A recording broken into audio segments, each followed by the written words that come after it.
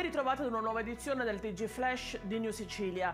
Arrestato in flagranza di reato per traffico di sostanze stupefacenti un 23enne della provincia di Vibo Valentia. L'uomo, che era diretto in Sicilia a bordo di un'autovettura utilitaria, è stato sottoposto nell'area degli imbarcaderi ad un ordinario controllo di polizia dai finanzieri della compagnia di Villa San Giovanni. Nell'auto perquisita sono stati scoperti 2 doppi fondi ricavati sotto i sedili anteriori, in cui erano occultati 5 panetti di cocaina dal peso complessivo di 6 kg.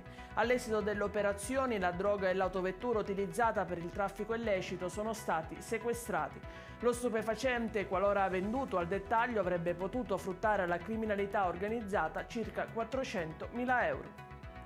Recuperata la scatola nera nell'area in cui sono stati ritrovati i resti del velivolo caduto la settimana scorsa a pochi chilometri dallo scalo di Trapani Birgi. Sull'incidente che ha causato la morte del pilota Fabio Altruda indagano la Procura di Trapani e l'Aeronautica Militare. L'esame della scatola nera dovrebbe aiutare gli investigatori a chiarire le cause del disastro.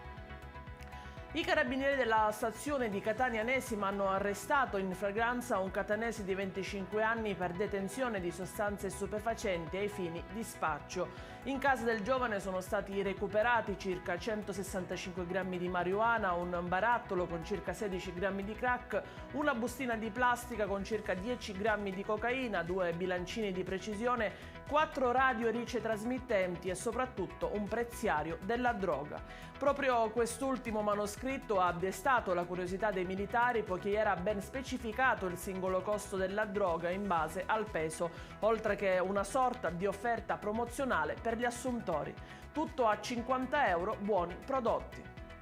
È in chiusura un incidente stradale ieri sera, a quanto pare di natura autonoma, intorno alle 22 lungo la A18 Siracusa-Gela. Il conducente di una BMW X1 sarebbe finito fuori strada dopo aver perso il controllo del mezzo, andando a finire contro il guardrail nei pressi dello svincolo di Cassibile. Sul posto è intervenuta la Polstrada di Noto. L'uomo alla guida dell'auto si sarebbe messo in stato di ebbrezza. Rimasto illeso, il guidatore è stato denunciato.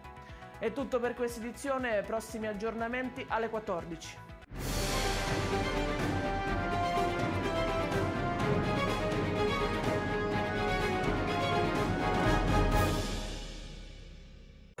Natale ad Acireale. Dall'8 dicembre all'8 gennaio nel centro storico mercatini, circuito dei presepi d'arte, la casa di Babbo Natale, la pista di pattinaggio sul ghiaccio, concerti musicali nelle chiese, laboratori, il trenino turistico natalizio, oltre a tante iniziative di solidarietà.